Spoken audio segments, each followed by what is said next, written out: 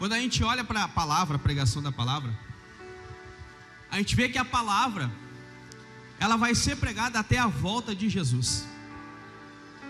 Mas depois que Jesus vier para buscar a igreja, ainda vai ter pregação da palavra. Na tribulação vai ter pregação da palavra. Depois da tribulação vem o que? O reino milenar. No reino milenar ainda vai ter a pregação da palavra. Mas depois disso, encerra-se a palavra. Encerra-se a pregação da palavra, aliás. Porque Jesus é o verbo, né? E Ele é eterno. Mas a pregação, ela vai deixar de existir. Porque quem é que prega a palavra somos nós. Depois do milênio acaba a pregação da palavra. Agora o louvor, ele é eterno. É para sempre. O louvor, ele é para sempre. Nós vamos para sempre adorar e louvar o nome do Senhor. Seja aqui na nossa vida ou na eternidade lá no céu, para sempre vai existir o louvor a Deus. E nós aqui estamos ensaiando para lá no céu cantar um perfeito louvor para o Senhor. Aqui nós damos o nosso melhor, o primeiro louvor, né? Ou o melhor louvor. Aleluia. Lá no céu nós vamos louvar a Deus eternamente, de forma perfeita e eterna. Aleluia. Abra sua Bíblia comigo, por favor. Carta de Paulo aos Colossenses, capítulo 3. Carta de Paulo aos Colossenses, capítulo 2, versículo 20. E depois, capítulo 3, versículo 1. Glória a Deus. Aleluia. Quem é que achou aí? Diz amém. Carta de Paulo aos Colossenses. Não é tão fácil de achar. Vou esperar um pouquinho você procurar aí quem tem Bíblia. Amém? Vamos ler? Diz assim, 2:20. Se pois estáis mortos com Cristo quanto aos rudimentos do mundo, por que vos carregam ainda de ordenanças como se vivesseis no mundo? Capítulo 3, versículo 1. Portanto, se já ressuscitastes com Cristo, buscai as coisas que são de cima, onde Cristo está sentado à destra de Deus.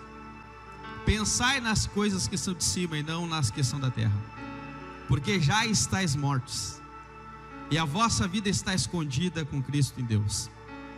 Amém. Aleluia. Estamos em uma vigília que fala sobre primícias. Fala sobre dar as melhores coisas para Deus. Fala em dar as primeiras coisas para Deus. E é sobre isso que eu quero falar aqui um pouco. Quando nós olhamos para a carta de Paulo aos Colossenses, a gente vai ver, quando a gente estuda, aliás, a carta, todo o contexto histórico, a gente vai identificar que Paulo, ele não fundou essa igreja. A gente sabe que Paulo foi um grande fundador de igrejas, né? Mas o ministério de Paulo foi tão abençoado que, através de pessoas que ele alcançou com a pregação da palavra, fundaram igrejas em outros lugares também.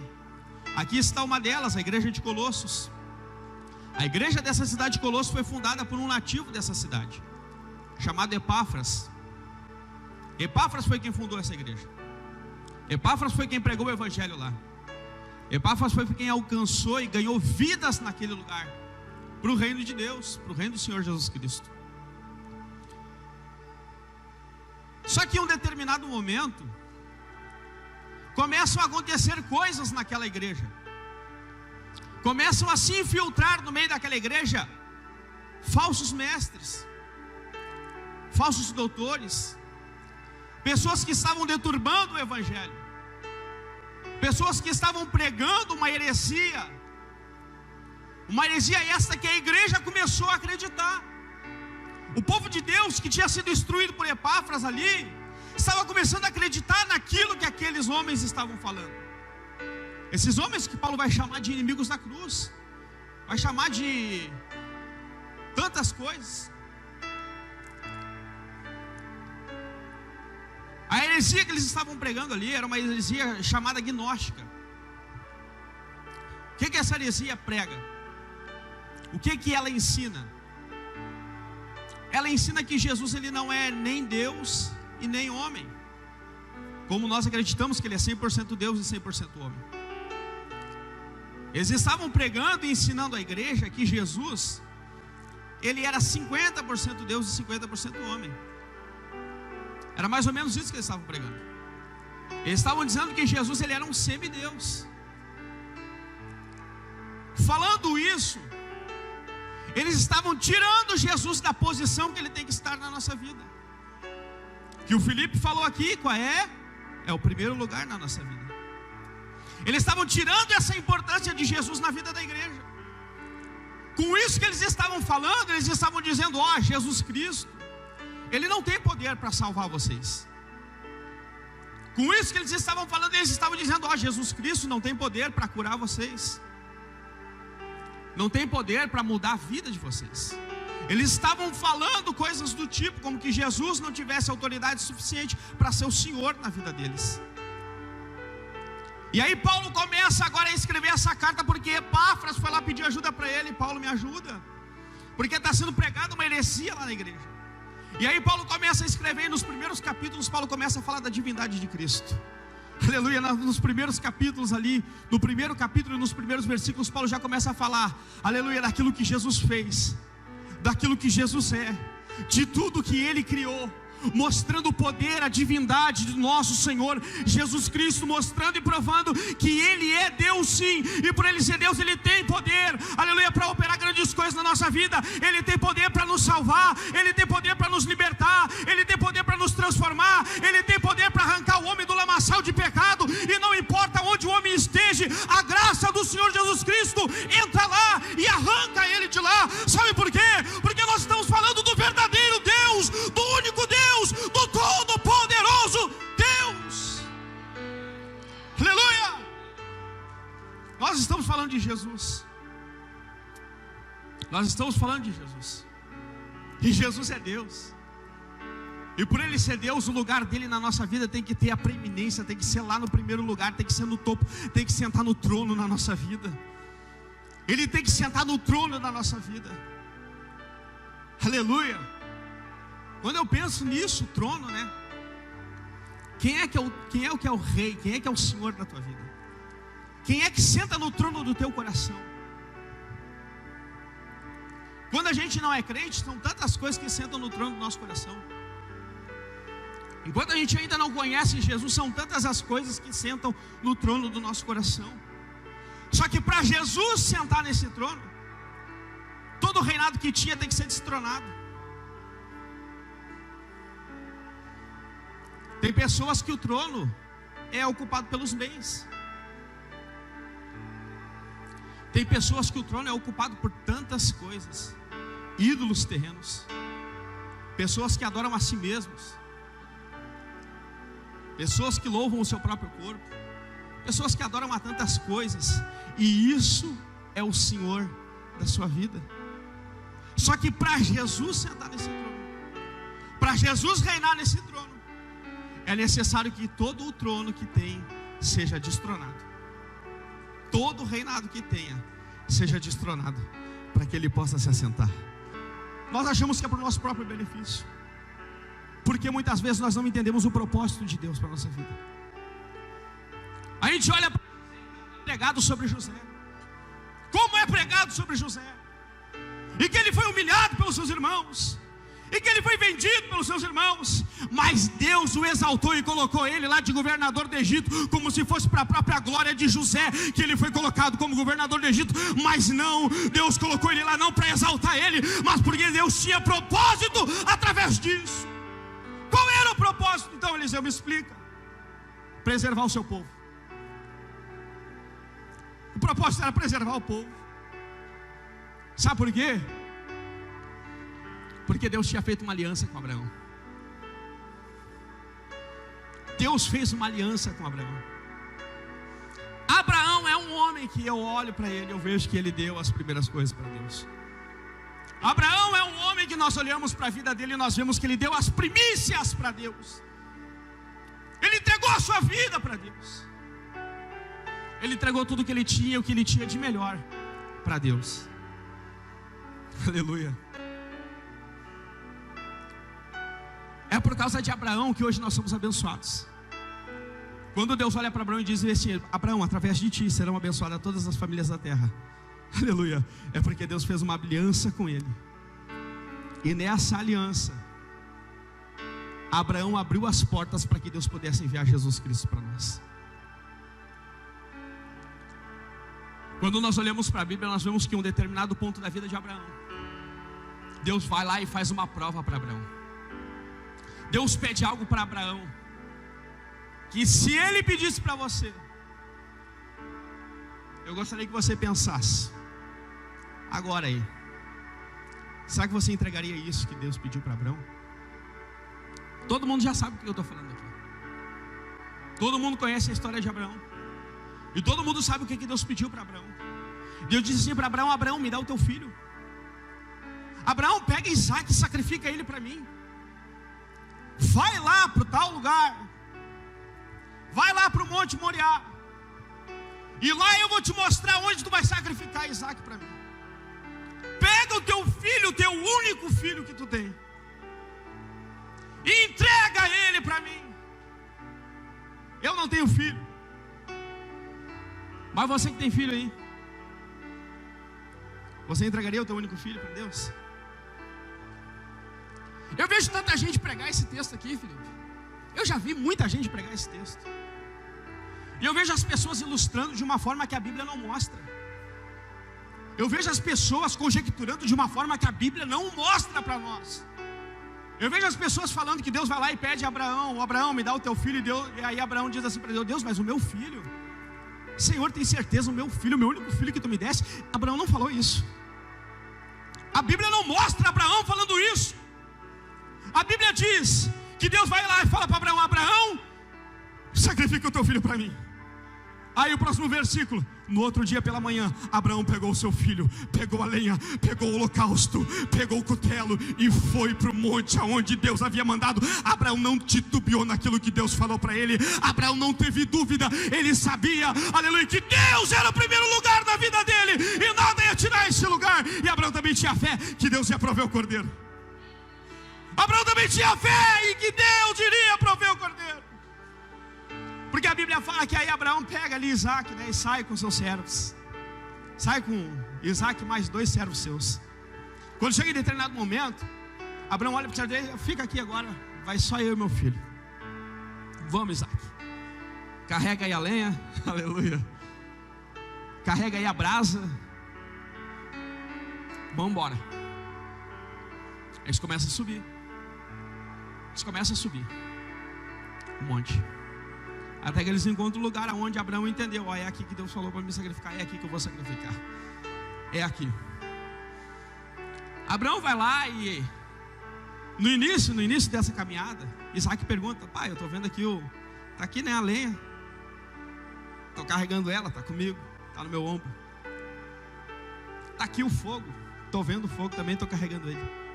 Só que eu não estou vendo o cordeiro. Onde é que está o cordeiro? Cadê o cordeiro? Aleluia. Essa era a pergunta de Isaac. Abraão olha para ele e fala assim: Deus para si proverá o cordeiro. Aleluia. O fato é que Abraão vai lá, e Abraão vai para sacrificar Isaac. O sacrifício ele tinha que ser partido ao meio. O sacrifício como ele era feito, ele tinha que ser partido ao meio. O sacrifício os judeus faziam assim: eles davam 7 passos para trás, botavam o cordeiro lá amarrado, e eles vinham 7 passos para frente e davam uma punhalada certeira. Tinha que ser uma punhalada certeira, por quê? Porque o sacrifício tinha que se partir na primeira punhalada. É por isso que quando Abraão vai para sacrificar, Abraão só não sacrifica Isaac por intervenção divina. Porque Abraão ele deu os 7 passos para trás. Quando ele vai para frente ele não consegue mais parar, porque ele tem que dar a punhalada certeira. Só que quando ele vai para sacrificar, aleluia, não estende a mão sobre o menino. Um varão falou: não estende a mão sobre o menino, porque eu sei agora que tu me amas e tu não me negastes o teu filho, o teu único filho. Ali Deus viu que Abraão amava ele de verdade, e Abraão entregou o seu filho para Deus, porque no coração de Abraão Isaac estava sacrificado. Isaac estava sacrificado no coração de Abraão. Aleluia. Mas por intervenção divina ele não fez. Aí ele encontra ali um carneiro. Isso aqui que é interessante. Ele encontra um carneiro. Mas o sacrifício não é com cordeiro. O sacrifício é com cordeiro, né? Ou eu estou errado? É com cordeiro. Por que ele encontrou um carneiro? Um carneiro preso nos arbustos para fazer o sacrifício. Carneiro não representa Jesus. O carneiro, ele tem mais de 1 ano de idade. O carneiro, ele não é puro. O carneiro, ele é reprodutor, e por isso que ele não é considerado puro, porque ele já tem mais de 1 ano de idade. Quando ele tem menos de 1 ano de idade, ele é considerado cordeiro, porque ele é puro, ele ainda não é reprodutor. É por isso que o carneiro, ele não representa Jesus. Mas por que então que era um carneiro ali e não um cordeiro? Porque não tem a necessidade de ter duas representatividades de Jesus ali. Porque quem representa Jesus aqui nessa história é Isaac. Isaac é quem representa Jesus. Isaac que é a tipologia de Jesus. Isaac é um tipo de Jesus no Antigo Testamento, que estava sendo sacrificado por seu pai Abraão, que estava entregando o seu único filho para Deus. Isso aqui que Deus estava fazendo com Abraão era uma aliança.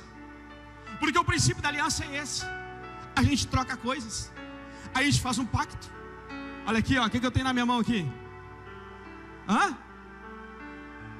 Todo mundo chama de aliança, que na verdade é um anel, né? Aliança é o pacto. O pacto que eu fiz com a Rafaela, esposa, linda ali, ó, sentadinha ali. Esse é o pacto que eu fiz com ela, que eu vou viver com ela toda a minha vida, até eu morrer. Aleluia. E como símbolo desse pacto a gente tem uma aliança. Eu tenho uma no meu dedo, ela tem uma no dedo dela. Esse é o símbolo da aliança. Jesus, ele só veio porque Abraão abriu a porta para Jesus vir. Jesus, ele só veio porque Abraão abriu essa porta para Jesus vir. Porque o princípio da aliança é esse. Davi e Jonatas fazem uma aliança. E nessa aliança que Davi e Jonatas fazem, eles trocam presentes. Eles trocam espada, eles trocam escudo, eles trocam capa. Sabe o que eles estavam falando nisso? Aleluia, deixa eu tomar uma aguinha aqui. Quando eles estão trocando a espada, eles estão dizendo assim: Filipe, estou tirando minha espada. Sabe por quê? Porque a tua guerra é minha guerra, e a tua guerra é minha guerra. Aleluia. Leandro, eu estou te dando a minha capa. Sabe por quê? Capa representa proteção. A tua proteção é a minha proteção, e a minha proteção é a tua proteção. Aleluia. Pastor César, eu estou te dando meu escudo. Sabe por quê? Porque a tua defesa é a minha defesa, e a minha defesa é a tua defesa. Eles estão trocando presentes, e isso representa algo para eles. Tanto que depois Jonatas vai defender Davi, Jonatas vai esconder Davi, e Davi também vai cumprir toda a promessa que ele fez para Jonatas, mesmo depois de Jonatas ter morrido. O princípio da aliança é esse. Quando Deus olha para Abraão e diz: Abraão, tu me deu o teu filho, agora eu posso dar o meu filho pela humanidade, porque tu me deu aquilo que tu tinha de mais precioso. Agora eu vou dar para a humanidade aquilo que eu tenho de mais precioso, Jesus Cristo de Nazaré. E é por isso que hoje nós temos salvação. Aí quando nós entendemos isso, daí nós entendemos o porquê que Deus disse para Abraão: Abraão, por causa de ti, todas as famílias da terra vão ser abençoadas. Todas as famílias da terra vão ser abençoadas. Porque Abraão não negou o seu próprio filho para Deus. Abraão deu o que ele tinha de mais precioso. Abraão deu as primícias para Deus. Quando nós damos o que nós temos de mais precioso para Deus, nós não precisamos nos preocupar, aleluia, Porque dá para Deus o que tu tem mais de precioso para te ver o que Ele vai te dar. Ele vai te dar também o que Ele tem de mais precioso. O problema, sabe o que é? É que nós queremos o que Deus tem de mais precioso para nós, mas nós damos aquilo que nós temos de segundo plano, de terceiro plano, de quarto plano para Deus. Não, aleluia. Se você quer o melhor de Deus para a tua vida, dê também o melhor que tu tem para Ele. Dê o que tu tens de melhor para Deus. Aí sim tu pode esperar dele o que Ele tem de melhor para ti.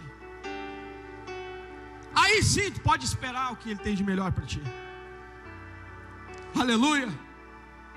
Só que isso não é barganha também. Isso não é barganha também. A gente não pode barganhar com Deus que não precisa de nada. Ou tu acha que Deus precisa de alguma coisa? Ou tu acha que Deus precisa do teu tempo? Ou tu acha que Deus precisa do teu dinheiro? Ou tu acha que Deus precisa da tua oferta? É ao contrário, as coisas é nós que precisamos dele. É nós que dependemos dele. É nós que somos carentes dele. É nós que dependemos dele. Aleluia. Não se barganha com Deus, porque Deus, Ele conhece algo que eu não posso conhecer e nem sondar, que é o teu íntimo. Eu não conheço a tua intenção, eu não conheço o teu coração. Isso é fora o íntimo, e só quem conhece é Deus. Aleluia. Eu olho para a Bíblia e eu vejo dois irmãos.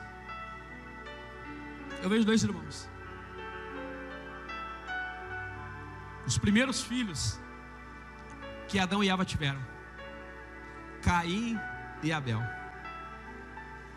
Caim era homem do campo, Abel era pastor de ovelhas. Tem uma briga teológica em relação a esse texto aqui, mas eu não quero entrar nesse ponto. O ponto é que Caim, em um determinado ponto, ele pega e oferece uma oferta para Deus. Ele oferece uma oferta para Deus. Só que Deus não aceitou a oferta de Caim. Aí Abel vai lá e oferece uma oferta para Deus também. Aí a Bíblia vai dizer lá em Gênesis capítulo 4 que Abel, ele pega das primícias do que ele tinha. Abel, ele pega da primeira parte que ele tinha. Abel, ele pega da melhor parte que ele tinha. Ele pega o melhor cordeiro que ele tinha. Ele pega o cordeiro mais gordinho que ele tinha e vai lá e oferece para Deus aquilo que ele tinha de melhor, e aquilo que foi o primeiro, os primeiros a nascer, os da primeira leva. Ele oferece aquilo para Deus. O que a Bíblia diz? Que Deus aceitou a oferta de Abel? Sim ou não? Sim ou não? Não. Porque antes de aceitar a oferta de Abel, Deus aceitou Abel. Aleluia. Porque a Bíblia fala assim, ó: e aceitou Deus a Abel e a sua oferta. Sabe por quê? Porque antes de tu apresentar a tua oferta para Deus, Deus já está sondando o teu coração, e Ele já sabe qual é a tua motivação, Ele já sabe qual é o teu propósito, Ele já sabe aquilo que tu quer, Ele já sabe aquilo que está aqui dentro, aquilo que o pastor não pode ver, aquilo que o diácono não pode ver, aquilo que o pastor não pode ver, aquilo que o irmão, que a irmã não pode ver, que o esposo, que a esposa não pode ver, aquilo que o filho não vê, aquilo que a mãe não vê. O nosso Deus vê, e Ele está aí, aleluia, sondando o teu coração, e Ele está vendo se a tua oferta ela é verdadeira, ela é de coração, ela é porque tu ama Deus de fato ou não. Deus, Ele já está sondando isso. Aleluia. O Felipe falou aqui primeiras coisas,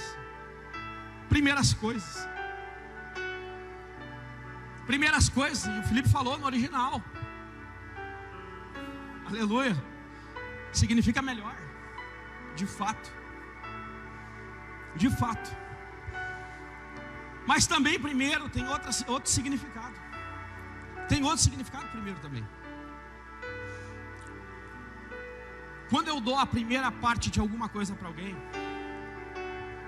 eu estou dando um destaque para essa pessoa. Eu estou destacando ela. Quer ver? Eu vou ilustrar para te entender.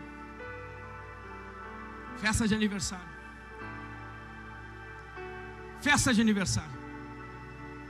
Todo mundo aqui comemora aniversário, né? Amém? Vão me convidar para o bolo ou não? Olha aí, hein? Tem que me convidar para o bolo. Aleluia. Eu gosto de bolo de coco, já vou falar. Aleluia. Tem que me convidar para o bolo. Olha só, festa de aniversário. Quando tem festa de aniversário, como é que a gente faz? Chega na hora lá, todo mundo comemora, come salgadinho, e o bolo está lá intacto, bonitinho. Uma foto ali do aniversariante, tá ali o bolo bonito, azul para quem é gremista, vermelho para quem é colorado. Tá ali o bolo, bonitão, do jeito que o aniversariante gosta. Aí todo mundo come salgadinho, todo mundo aproveita a festa, todo mundo curte a festa, todo mundo traz presente para o aniversariante. Aí chega na hora de cantar o parabéns. Vamos cantar parabéns para quê? Para cortar o bolo. Toda festa ela é em volta do bolo. O bolo, aleluia. É o bolo. Aí chega na hora de cortar o bolo. A minha mãe fazia isso comigo. Para quem que tu vai dar o primeiro pedaço, filho? Eu dizendo para ela assim, dá para mim, né? Aleluia. Dá para mim. Por quê? Tem gente que briga pelo primeiro pedaço. Não, o primeiro pedaço é meu. Não, o primeiro pedaço é meu. Não, o primeiro pedaço é meu. Sabe por quê? Porque para quem a gente dá a primeira parte, o primeiro pedaço, a gente está dizendo, essa pessoa tem um destaque na minha vida. Aleluia. Deixa eu perguntar para você, Deus ele tem destaque na tua vida? Deus ele é uma pessoa destacada na tua vida. Aleluia.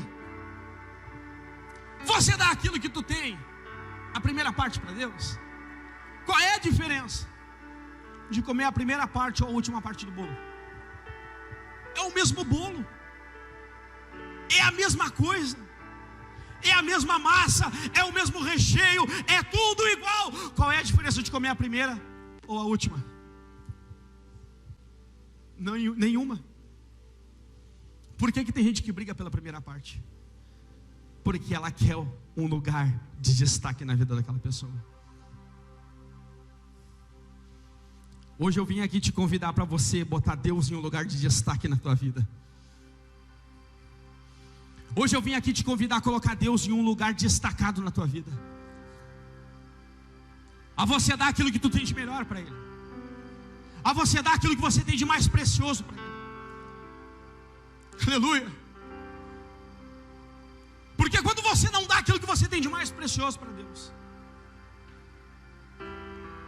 o pecado já é a porta. O pecado já é a porta. Porque Caim não deu o que tinha de melhor. Abel deu o que ele tinha de melhor, mas Caim não deu o que ele tinha de melhor. A Caim não deu aquilo que era primeiro na vida dele. Aleluia. E quando Deus aceitou Abel e a oferta de Abel, e não aceitou Caim e a oferta de Caim, o semblante de Caim se caiu. Ficou para baixo. Ficou entristecido. Aleluia. E Deus, como Ele é soberano e conhece a nossa vida e as nossas emoções, Ele olhou para Caim e disse assim: Caim, Caim, por que tu está triste, meu filho? Por que tu está triste? Por acaso, se tu fizer o bem, eu também não vou te retribuir com o bem? Por acaso, se tu não fizer o melhor também não vai voltar para ti? Agora tem uma coisa, Caim. Toma cuidado. Toma cuidado, porque o pecado já é a porta. Deus fala isso aí para Caim. Deus dá um aviso para Caim: Caim, o pecado ele está pertinho. Sabe por quê? Porque tu não está sendo aceitado por Deus e está com ciúmes de quem está sendo aceito por Deus. É por isso que tem tanta gente na igreja que olha para o irmão, olha para o outro, olha para um, olha para outro, e julga e aponta e faz e fala isso e aquilo, porque não está oferecendo aquilo que ele tem de melhor. Isso gera nele no coração uma mágoa, gera algo no coração dele, que ele fica com ciúme do irmão que está sendo abençoado, ele fica com ciúme do irmão que está sendo aceito por Deus, ele fica com ciúme do irmão que está oferecendo aquilo que ele tem de melhor para Deus, e Deus está abençoando ele. A bênção de Deus está sobre a vida dele, a graça de Deus está sobre a vida dele, Deus está abençoando de forma tremenda, maravilhosa. Aleluia, aleluia. E ele fica ali com ciúme. a ponto de querer matar o seu próprio irmão. E ele faz isso, ele mata o seu próprio irmão. Aleluia. Quantos de nós hoje aqui estamos oferecendo aquilo que nós temos de melhor para Deus? Quantos de nós estamos dando lugar de destaque na nossa vida para Deus? Quantos de nós, aleluia, estamos nos preocupando com as coisas que são de cima e não com as que são da terra? Paulo aqui em Colossenses,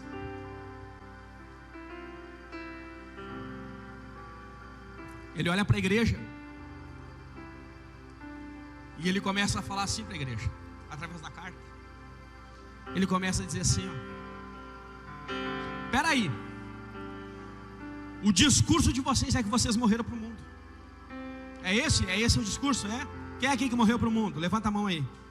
Levanta a mão, quem é que morreu para o mundo? Só eu que morri? Quem é que morreu para o mundo aí? Levanta a mão, eu quero ver. Eu quero te reconhecer, quem é que morreu para o mundo aí? Aleluia. Então esse é o nosso discurso. A gente morreu para esse mundo. Então por que a nossa vida está tão carregada de coisas desse mundo? Paulo está falando isso para eles. Por que a tua vida está tão carregada de ordenanças desse mundo, de coisas desse mundo? Aleluia. Aí no capítulo 3, Paulo vai falar assim para eles: o discurso nosso é que a gente morreu para o mundo, tá? Mas a gente não está morto, porque a gente ressuscitou com Cristo. Quantos aqui ressuscitaram com Cristo? Aleluia. Eu ressuscitei. Eu ressuscitei para viver em novidade de vida. Para viver em novidade de vida. Paulo começa a falar para eles: se vocês estão falando que ressuscitaram com Cristo, então por que vocês não vivem dessa maneira? Por que vocês não se preocupam em buscar as coisas que são do alto? Por que vocês não se preocupam em buscar o reino de Deus? Aleluia.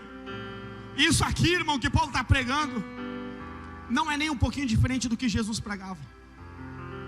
Porque Jesus em Mateus 6:33 ele diz: buscai em primeiro lugar o reino dos céus e a sua justiça. Sabe por quê? Porque as demais coisas, elas vos serão acrescentadas. Aleluia. Não te preocupa, meu irmão, com o que tu precisa para viver nessa terra, porque no momento em que tu dedica para Deus aquilo que tu tem de melhor, o teu melhor tempo, aleluia, a tua melhor qualidade, o teu melhor louvor, a tua melhor adoração, quando tu dedica para Deus aquilo que tu tem de melhor, pode ter certeza que Ele vai cuidar da tua vida. Pode ter certeza que Ele vai cuidar de ti. Pode ter convicção que Ele não vai deixar te faltar nada. Pode ter certeza que a mão dEle vai estar sobre a tua vida. Por mais que às vezes as coisas parecem não estar dando certo. Parece que não está dando certo. Parece que está dando tudo errado. Aleluia. E aí a gente faz que nem Asaf, né? A gente faz que nem Asaf daí, porque Asaf olhava para o ímpio e dizia: nossa, o ímpio prospera. Nossa, olha como o ímpio olha só como ele tem dinheiro, tem carro bom. Eu estou aqui andando com uma lata velha que estraga daqui e ali na esquina. Eu já tenho que fazer gambiarra para o carro pegar de novo. Estou sofrendo. Aleluia. Estou sofrendo. Que nem eu. Olha só que coisa louca, né? Tem uma época na minha vida que eu estava ali com o meu carro, né? Tá tranquilo. Aleluia. Aí surgiu a oportunidade de liderar um grupo de jovens. O grupo número 3. Aleluia. Começava a correria no dia 20. No dia 18 eu fui assaltado e roubaram meu carro. 2 dias antes. Aleluia. Tem que fazer as correrias tudo de a pé. Tem que pedir carro emprestado de alguém para buscar jovem, para levar jovem, para fazer um bolo. Poxa, parece que está dando tudo errado. Com o ímpio não acontece isso. Asaf pensava assim: poxa, eu estou dando o meu melhor para Deus e as coisas parecem que não estão dando certo. Pô, eu estou fazendo o meu melhor, estou me gastando e me deixando gastar pela obra, e parece que as coisas não estão dando certo. Aleluia. Meu irmão, quer que te fale que o teu descanso é aqui nessa terra? Quem é que te falou que teu descanso aqui nessa terra? Quando a Bíblia fala que Deus tem preparado o melhor para ti, aleluia, nem sempre vai ser aqui. Tu pode até ter coisas aqui, tu até pode ter bens e posses aqui, mas é para saber dividir e abençoar aquele que não tem. É com propósito que Deus nos dá bênçãos e posses aqui nessa terra. É com propósito. Aleluia. Eu já falei de José, mas também tem uma mulher chamada Esther. Tem tanta gente na Bíblia que era gente poderosa, que era gente que tinha influência. Esther, rainha de uma terra que não era sua. Mas qual era o propósito dela ser rainha? Não, é porque Deus queria exaltar Esther. Mentira. Deus queria preservar o seu povo mais uma vez, porque Deus fez uma aliança com Abraão. Aleluia. A aliança que Deus fez com Abraão foi a seguinte: Abraão, aleluia, aleluia, muitos pelejarão contra ti, só que quem for contra ti, eu também vou ser contra eles. Eu estou contigo, Abraão. Aleluia. Vê se não é milagre o povo judeu, irmão. Vê se não é milagre o povo judeu. Um povo perseguido desde o início da terra. Um povo perseguido. E quantas nações não foram assim? Perseguidas. Nação vem, nação vai. Desaparece, some do mapa. Mas o povo judeu está lá firme e forte. Aleluia. O povo judeu ficou 19 séculos. 19 séculos sem ser considerado nação. Tu entende o que é isso, irmão? 19 séculos sem ser considerado nação, e mesmo assim não perdeu a sua identidade. Em 1948 eles foram reconhecidos de novo como nação, pelo voto de um gaúcho. Aleluia. O voto de um gaúcho, que foi o voto de Minerva, e o povo judeu voltou a ser considerado como nação. Será que você consegue entender isso, irmão? Isso aí é providência divina, porque Deus fez uma aliança com Abraão. E a aliança com Abraão, Deus deu o que tinha, Abraão deu o que tinha de melhor. E aí tu acha que Deus não vai também abençoar Abraão? Tu acha que Deus vai deixar Abraão desamparado? Tu acha que Deus não ia dar o melhor dele também para Abraão? Aleluia. Quando nós damos aquilo que nós temos de melhor, nós somos abençoados com aquilo que Deus tem de melhor. Aleluia. É só por providência divina. É só por providência divina. O texto aqui que até o Felipe botou ali, né, no encarte lá, como é que é o nome lá? Banner. É banner? Ele botou lá Romanos 11:16. Romanos 11:16. A carta de Romanos é fantástica. Ela é fantástica. Do capítulo 1, depois do prólogo ali, até o capítulo 11, Paulo ele vai falar de teologia de uma forma extraordinária. E no capítulo 11 é onde ele atinge o pico da teologia. Aleluia. E aí quando ele fala ali no capítulo 11, no versículo 16, sobre as primícias, e aí ele vai falar ali de cozinha, né? A massa, se a primícia da massa é santa, toda a massa também não é? É santa. Ali, Paulo está fazendo uma referência lá em Números, para dizer que todo o povo judeu ele é considerado um povo santo. Por quê? Porque o patriarca Abraão era considerado santo. Então se Abraão é santo, e ele é o representante daquela nação, toda a nação também é santa. Por mais que no meio deles não tivessem pessoas de fato santas, mas o povo em si é considerado santo, da mesma forma como nós. A igreja, ela é considerada santa. A igreja, ela é considerada santa.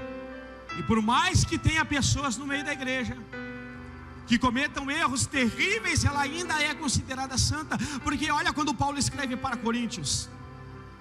Paulo escreve para Coríntios e Paulo vai falar terríveis coisas que eles faziam. Divisão no meio da igreja, idolatria, adultério, fornicação.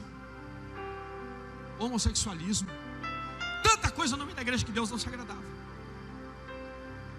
E como é que Paulo se dirige a eles? Aos santos que estão em Corinto. Aleluia.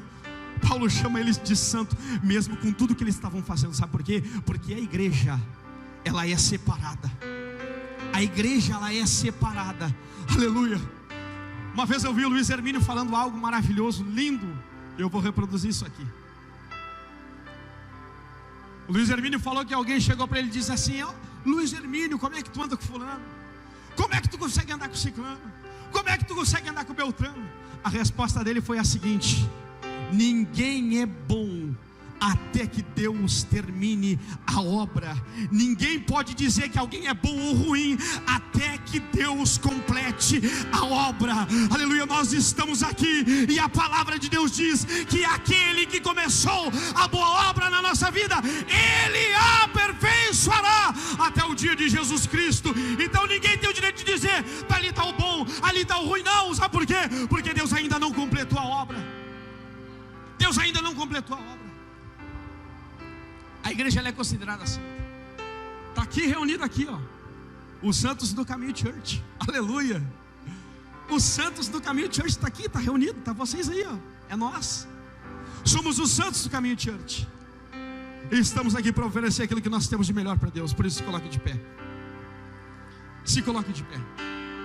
Aleluia. Se coloque de pé, porque nós vamos orar.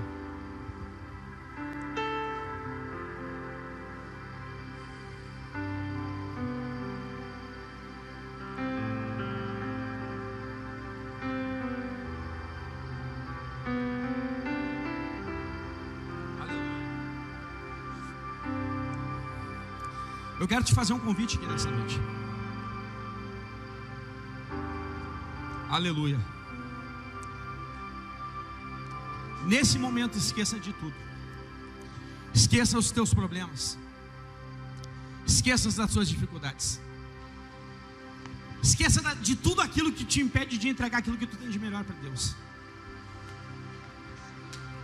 Porque assim como Asaf, que olhava e via o ímpio prosperando, e ele dando o melhor, e muitas vezes passando por dificuldade, lá no final ele vai entender que o final do ímpio é a perdição. Mas qual que é o nosso final? Qual que é o teu final? Para onde que tu está caminhando? Qual é o teu destino? Para onde tu está indo? Tu vem na igreja só porque é legal? Só porque o grupo de louvor canta bem, canta mesmo? E ungido ainda por cima, né? Glória a Deus. É só por isso que tu vem? Porque aqui é legal ver as gurias cantando, os guris tocando? Ou tu vem na igreja porque tu de fato tu ama Deus? Porque tu de fato quer servir a Ele? Porque de fato tu quer dar o que tu tem de melhor para Ele? Porque de fato tu quer entregar tua vida como um sacrifício vivo a Ele? Porque de fato tu quer ser um instrumento na mão dEle? Porque de fato tu quer ser usado por Ele de forma extraordinária para produzir vida em outras pessoas? Porque Paulo certa vez ele vai falar: porque em nós opera a morte, para que em vós opere a vida. Muitas vezes nós vamos sofrer para que outras pessoas tenham a alegria. Muitas vezes o nosso pé vai doer um pouquinho de tanto caminhar para levar o evangelho para alguém que precisa lá longe. Porque tu acha que Paulo viajava de que jeito? Paulo não tinha carro, hoje a gente tem. Aí a gente usa desculpa, porque às vezes é longe de ir num lugar, atender uma alma, atender uma vida. Não, porque eu estou sem carro, não dá. Não, irmão, se fosse no tempo antigo aí, irmão, aleluia, a pessoa saía de a pé, andava 20 quilômetros, não estava nem aí, mas ia lá atender uma alma que fosse, porque ela precisava, e ele tinha que dar aquilo que ele tinha de melhor, porque ele ofereceu a vida dele como sacrifício vivo a Deus.